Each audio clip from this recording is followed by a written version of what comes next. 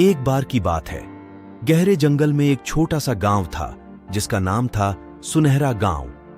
इस गांव में एक अद्भुत खजाना छिपा हुआ था जिसके बारे में सिर्फ गांव के बुजुर्गों को ही पता था। एक दिन गांव के बच्चे राहुल, सीमा और विकास खेलते खेलते जंगल में बहुत दूर निकल गए। वे एक रहस्यमयी गुफा के पास पहुंचे। उन्होंने सुना था कि इस गुफा में एक खजाना छुपा है, लेकिन किसी को भी यह नहीं पता था कि खजाने तक कैसे पहुंचा जाए। बच्चे गुफा के मुख पर खड़े होकर सोचने लगे। वे खजाने की खोज में गुफा के अंदर जाने के लिए उत्साहित थे, लेकिन उन्हें डर भी लग रहा था। अचानक उन्होंने एक पुराने आदमी को गुफा के पास आते देखा। वह गांव का सबसे बुजुर्ग व्यक्ति था। उसने बच्चों से कहा, यह गुफा सिर्फ एक साहसी दिल को खजाना दिखाती है। बच्चे उत्सुकता से गुफा में प्रवेश कर गए। गुफा के अंदर उन्हें कई पहेलियां हल करनी पड़ी।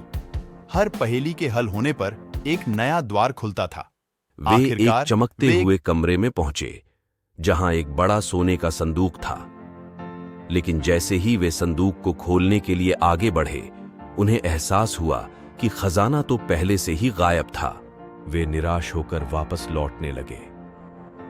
लेकिन जैसे ही वे गुफा से बाहर आए, उन्होंने देखा कि गांव के बुजुर्ग उनका इंतजार कर रहे थे।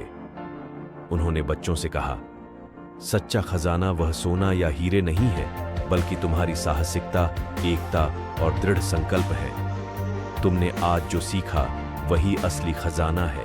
बच्चे खुशी खुशी अपने घर लौट आए, समझ गए कि जीवन के असली खजाने में सोने और चांदी नहीं, बल्कि अनुभवों से मिलने वाले सबक और आपसी भाईचारा होता है।